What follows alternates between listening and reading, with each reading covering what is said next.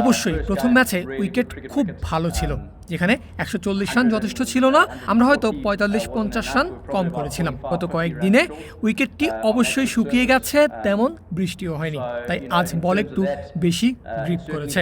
যেখানে প্রথম ম্যাচে বল স্কিড করে ব্যাটে আসছিল, আজ বল উইকেটে পড়ে একটু থেমে আসছিল, আর ফাটলে পড়লে তো আরও বেশি।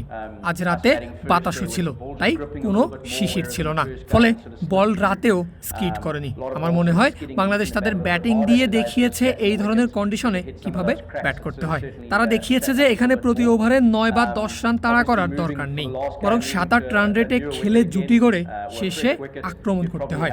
তাই প্রথম ও দ্বিতীয় ম্যাচের উইকেটে অনেক পার্থক্য ছিল। আমরা দ্রুত মানিয়ে নিতে পারিনি এবং বাংলাদেশ তাদের স্কিলের দিক থেকে খুবই নিখুঁত ছিল। So the ball didn't necessarily skid through under lights. It also sat up, and you would have seen with the Bangladesh batting,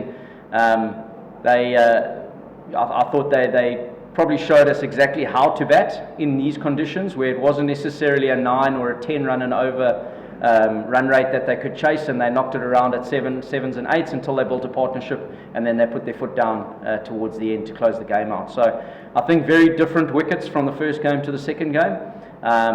Just us not adjusting quick enough, and Bangladesh being pretty clinical in their skill sets.